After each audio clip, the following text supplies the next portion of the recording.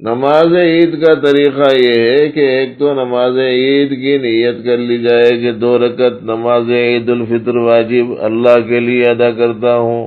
یہ نیت رہنا، زبان سے بولنا ضروری نہیں ہے. عید الفطر کی نماز واجب ہے، وہ 2 رکعت ہے،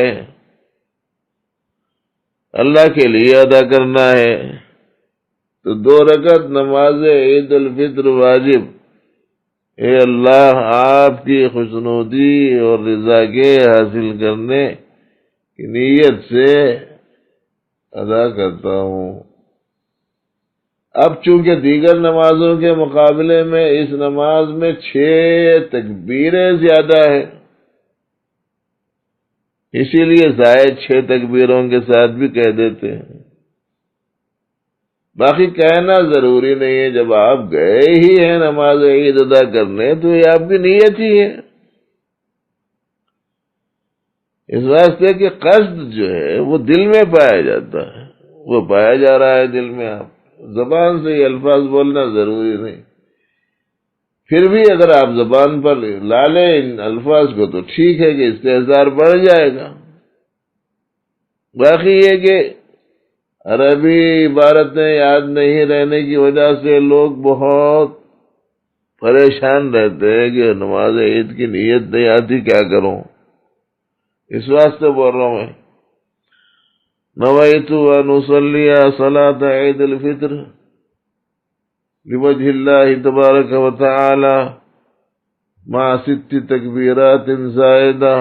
کہاں سے وہ الفاظ یاد رکھے گا؟ بولے یاد نہیں آتی نیت تک، ایسی صورت میں کیا کروں. اس واسطے نیت کے معاملے میں بعض لوگ بہت پریشان رہتے. اس واسطے سنا رہا ہوں، دل میں پایا جاتا ہے. کہاں جا رہے ہیں بولے تو بولے نماز عید کو جا رہا ہوں، عید کی نماز پڑھنے جا رہا ہوں، عید کی نماز پڑھنے جا رہا ہوں. 50 آدمیوں کو بول لے کے آیا، پھر اس کے بعد میں عید کی نماز کی نیت کیا ہے بول کے پوچھتا. آسان کرنا چاہیے دین کو، دین کے مسائل کو، دین کی باتوں کو. پہلی رکعت میں سورہ فاتحہ شروع کرنے سے پہلے تکبیر تحریمہ کے بعد 3 تکبیریں کہنا، اور دوسری رکعت میں سورہ فاتحہ اور ضم سورت کے بعد رکوع کی تکبیر کہنے سے پہلے 3 تکبیریں کہنا. باقی کی نماز جیسی کہ ویسی، سال تمام جو نماز پڑھے ویسی نماز. خالی 3 تکبیریں زیادہ ہیں. نماز کے بعد میں خطبہ بھی ہے. جمعہ کا خطبہ تو ضروری ہے جو نماز جمعہ سے پہلے ہوتا ہے. عید کا خطبہ عید کی نماز کے بعد ہوتا ہے، جسے علماء کرام نے سنت بتایا.